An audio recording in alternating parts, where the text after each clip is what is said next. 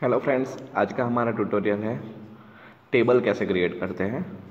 तो पहले तो मैं ये बता देता हूँ कि टेबल का यूज़ क्या है। तो हमें डेटा को सही फॉर्मेट में दिखाने हो तो हम टेबल का यूज़ करते हैं। तो टेबल में टेबल क्रिएट करने के लिए टेबल टैग है। टेबल टैग से हम टेबल बना सकते हैं। तो पहले हम एक नोटपैड फाइल क्रिएट कर देते हैं, उसका नाम दे देते हैं टेबल .html। यहाँ पर और फाइल्स और सेव कर देते हैं। अब मैं ऐसा टेबल बनाऊंगा कि स्टूडेंट का जो मार्क्स का डेटा होता है वो पहले मैं आपको दिखा देता हूँ कि हम वर्ड में भी टेबल का यूज़ करते हैं।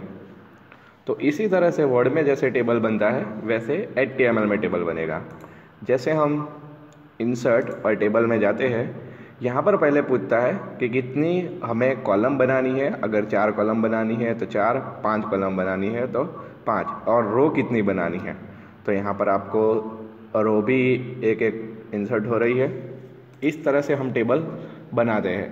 मान लीजिए कि यहाँ पर स्टूडेंट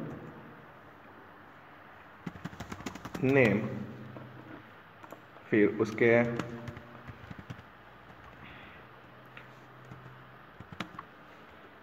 स्टूडेंट का नेम, उसके बाद उसके मार्क्स यहाँ पर रखते हैं।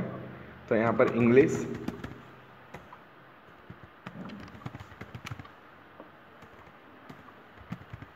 उसके बाद साइंस, उसके बाद यहाँ पर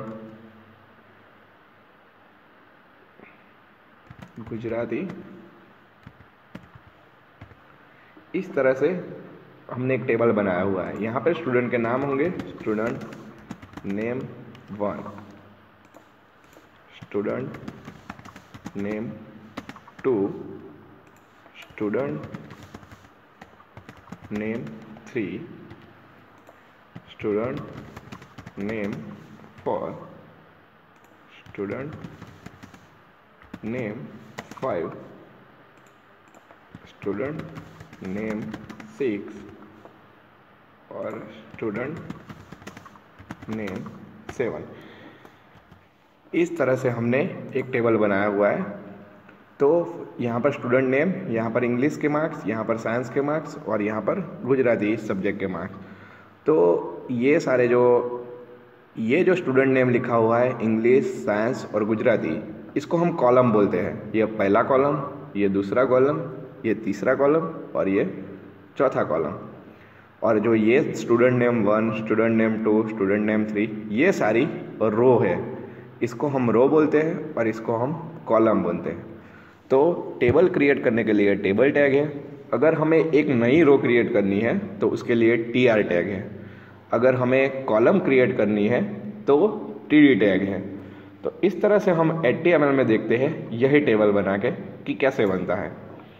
तो table.html हमने सेव कर दिया है। यहाँ पर पहले HTML और उसके बाद हेड टैग और उसके बाद बॉडी टैग और अब क्या करना है, हमें टेबल क्रिएट करना है। तो टेबल के लिए फर्स्ट टेबल टैग, अब जो टैग स्टार्ट किया है उसको ओवर करना है तो टेबल टैग भी ओवर। अब फर्स्ट हमें रो बनानी है, इसके लिए student name, English, science and Gujarati के लिए। तो मैं एक TR बनाऊंगा और TR ओवर करूंगा। अब रो के लिए यहाँ पर टेबल रो क्रिएट करने के लिए TR टैग है। ये मेरी एक रो क्रिएट हो गई। अब इसके अंदर क्या करनी है, हमें कॉलम बनानी है। तो 1 कॉलम, 2 कॉलम, 3 कॉलम और 4 कॉलम। यहाँ पर कॉलम बनाने के लिए TD टैग है। TD टैग और फर्स्ट कॉलम हमने बनाई है स्टूडेंट नेम की।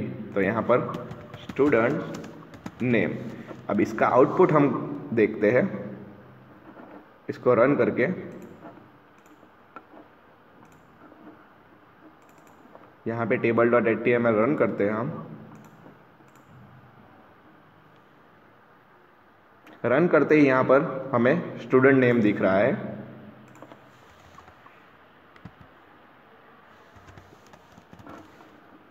ये हमारी फर्स्ट कॉलम है। अब क्या करना है, हमें दूसरी कॉलम बनानी है जो इंग्लिश के लिए है। तो यहाँ पर उस टीडी के नीचे ही दूसरा टीडी बनाएंगे हम, उसमें लिखेंगे इंग्लिश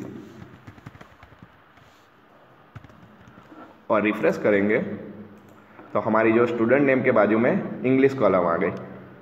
अब तीसरी कॉलम हमें बनानी है साइंस के लिए। तो ये तीसरी कॉलम यहाँ पर हम लिख देते हैं साइंस, रिफ्रेश करते हैं तो उसके बाजू में ही एक कॉलम बन गई होगी। इसके बाद चौथा टीडी लेते हैं हम गुजराती के लिए। अब रिफ्रेश करते हैं तो जो हमने वर्ड में बनाया है 4 कॉलम, वो कॉलम बन गई। अब पहले ही जो रो है हमारी बन गई, अब दूसरी रो के लिए दूसरा टीआर लेना पड़ेगा। तो यहाँ पर एक टीआर और होने के बाद यहाँ पर मैं दूसरा टीआर लेता हूँ। अब फर्स्ट टीडी में हमने क्या लिया हुआ है, यहाँ पर स्टूडेंट नेम। तो स्टूडेंट नेम की जगह पे नीचे क्या आना चाहिए, स्टूडेंट नेम 1। तो यहाँ पर पहले टीडी में स्टूडेंट नेम 1, स्टूडेंट नेम 1, ये हमारा पहला टीडी बन गया।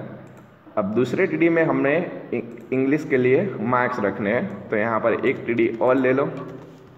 ये फॉर्मेट में होना चाहिए कि स्टूडेंट नेम, तो स्टूडेंट नेम के नीचे स्टूडेंट नेम ही आना चाहिए। यहाँ पर मैं लिख देता हूँ 37। अब पेज को रिफ्रेश करता हूँ तो आप देख सकते हो कि स्टूडेंट नेम 1 आ गया और इंग्लिश के नीचे 37 आ गया। अब मैं ऐसे ही साइंस का रखता हूँ, यहाँ पर 35 और उसके नीचे 38। अब पेज को रिफ्रेश करता हूँ तो जो हमारे डेटा थे वो टेबल फॉर्मेट में आ गए हैं, लेकिन जो वर्ड में अभी बॉर्डर दिखा रही है वो बॉर्डर नहीं है। तो हम यहाँ पर बॉर्डर दे देते हैं। तो टेबल में बॉर्डर देने के लिए टेबल टैग में ही बॉर्डर इज इक्वल टू 1, अगर हम 1 देंगे तो 1 पिक्सल की बॉर्डर आ जाएगी। तो देखो टेबल जैसे वर्ड में था वैसे ही आ गया। स्टूडेंट नेम के नीचे स्टूडेंट नेम 1, इंग्लिश के नीचे इंग्लिश के मार्क्स, साइंस के नीचे साइंस के मार्क्स और गुजराती के नीचे गुजराती के मार्क्स। अब क्या करना है, हमें दूसरा यहाँ पर टीआर लेना है जिसमें स्टूडेंट नेम 2 होगा, उसके मार्क्स अलग होंगे 39, 45 और 50। अब पेज को रिफ्रेश करते हैं तो यहाँ पर स्टूडेंट नेम 2 का डेटा भी आ गया। इस तरह से हम स्टूडेंट 3 के लिए तीसरा टीआर करेंगे, फिर चौथा टीआर। इस तरह से हम रो क्रिएट करेंगे। अगर हमें कॉलम क्रिएट करनी है तो यहाँ पे जाना है, ये अगर चौथी कॉलम बन गई और इसको देना है हिंदी, तो यहाँ पर हिंदी की कॉलम बन जाएगी, उसके नीचे हम हिंदी के मार्क्स रख सकते हैं। तो इस तरह से टेबल बनता है। ये जो है वो कॉलम है और ये रो है। तो अगर आपको कॉलम क्रिएट करनी है तो आपको टीडी क्रिएट करना पड़ेगा। जिस रो में आपको कॉलम क्रिएट करनी है वहाँ पे टीडी क्रिएट करना पड़ेगा। अगर नई रो क्रिएट करनी है तो टीआर क्रिएट करना पड़ेगा। अगर मैं यहाँ से पिक्सल बढ़ा देता हूँ, 5 पिक्सल कर देता हूँ, तो टेबल की बॉर्डर होगी, उसकी जो विड्थ होगी वो 5 पिक्सल हो जाएगी। अब टेबल को मुझे सेंटर में ले जाना है, तो सेंटर में ले जाने के लिए यहाँ पर align is equal to centre, ये लिखने से हमारा जो टेबल है वो सेंटर में आ जाएगा। तो वो टेबल भी सेंटर में आ गया है। तो आपको समझ में आ गया होगा कि टेबल कैसे क्रिएट करते हैं। Thank you for watching this video.